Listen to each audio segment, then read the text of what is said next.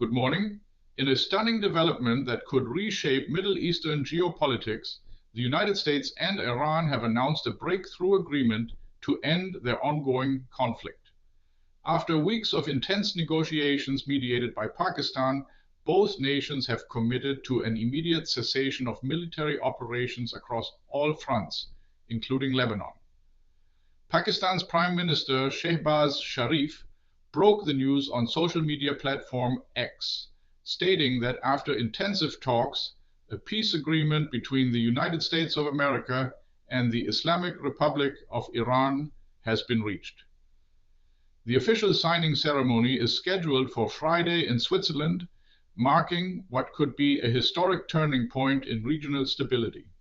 President Donald Trump quickly confirmed the agreement on his Truth Social platform, announcing immediate and significant concessions. Trump has authorized the opening of the Strait of Hormuz for toll-free shipping and ordered the immediate lifting of the United States naval blockade against Iranian ports. The strait, a critical choke point for global oil supplies, will reopen on Friday following necessary mine-clearing operations. Trump emphasized that oil will flow freely again, benefiting the entire region and the world. The Iranian Supreme National Security Council, led by Supreme Leader Mojtaba Khamenei, finalized the framework agreement with the United States. According to Iranian news agency Tasnim, negotiations concluded on Sunday evening. However, Iranian statements notably made no mention of concessions regarding the Strait of Hormuz. Details from the alleged 14-point draft reveal an ambitious timeline and substantial economic implications. Within 30 days, the United States naval blockade must be completely lifted and the Strait of Hormuz reopened under Iranian control. Additionally, sanctions against Iranian oil and petrochemical sales will be suspended, and $24 billion in frozen Iranian assets will be released. Crucially, half of these funds, along with the blockade lifting and oil sanction removal, must be granted before final negotiations begin. These concluding talks are expected to last 60 days and will focus specifically on nuclear issues and complete sanctions removal. Notably, Iran's missile program and support for resistance groups are explicitly excluded from negotiations. The agreement also demands that the United States and its allies present reconstruction plans for Iran worth at least $300 billion. Any final agreement requires approval through a United Nations Security Council resolution. However, experts are raising serious concerns about the deal's long-term viability. The framework agreement is merely an intermediate step, with crucial issues like the nuclear dispute still requiring detailed negotiation.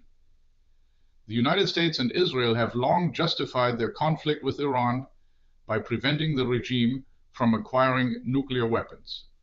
Richard Fontaine from the Center for New American Security warns that even if the agreement holds, the most difficult questions remain unresolved.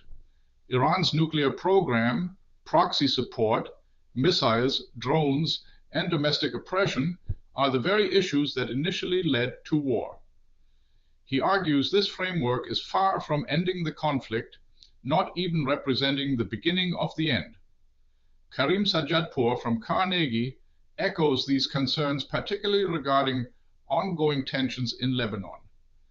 He describes Tehran's leadership as a regime that remains deeply aggrieved, complicating peace efforts.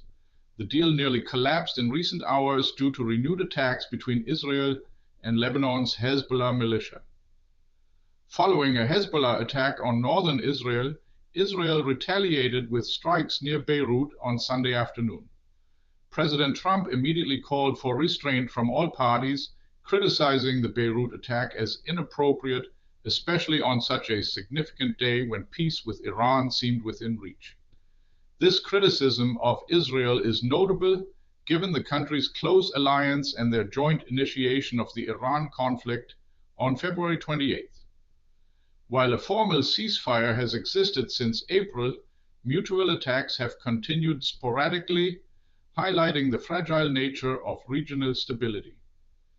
The success of this framework agreement will largely depend on whether both sides can navigate the complex nuclear negotiations ahead and whether regional proxies can maintain restraint.